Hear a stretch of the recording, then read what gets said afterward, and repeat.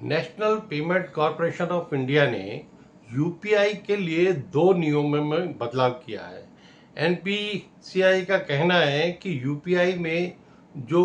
Transactions करते हुए जो समय पहले 30 सेकंड तक लगता था, उसको घटा के 10 से 15 सेकंड कर दिया गया। और वैसे ही जो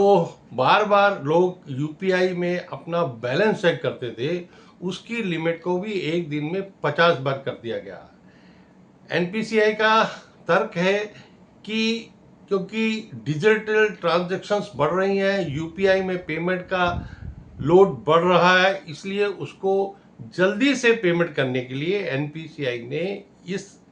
पेमेंट की ऑप्शन को 30 से 10 से 15 सेकंड के लिए कर दिया है कि 10 और 15 सेकंड में आपकी पेमेंट जो है कंप्लीट हो जाएगी। और अगर कहीं पेमेंट रिजेक्ट होती है तो भी इतने समय में आपका पैसा आपके वापस अकाउंट में आ जाएगा। और वैसे ही जो अकाउंट में बैलेंस देखने के लिए 50 अटेम्प्ट जो है एक दिन में फिक्स किया है, उसका कारण भी यह है कि जो सर्वर है एनपीसीआई का, जिसके थ्रू पेमेंट होती है, यानी जब आप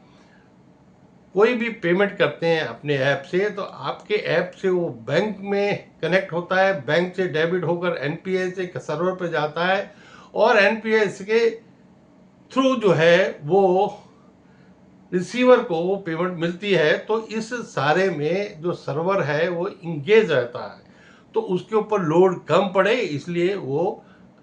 अकाउंट में बैलेंस चेक करने की लिमिट भी जो है 50 जो है वो की गई है। उसका तर्क यही है कि एक तो ज़्यादा से ज़्यादा लोग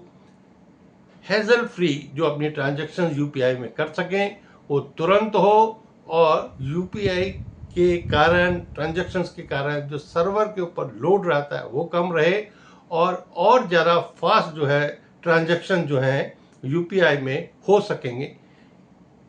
इसके लिए इन 2 नियमों में एनपीसीआई ने बदलाव किया है।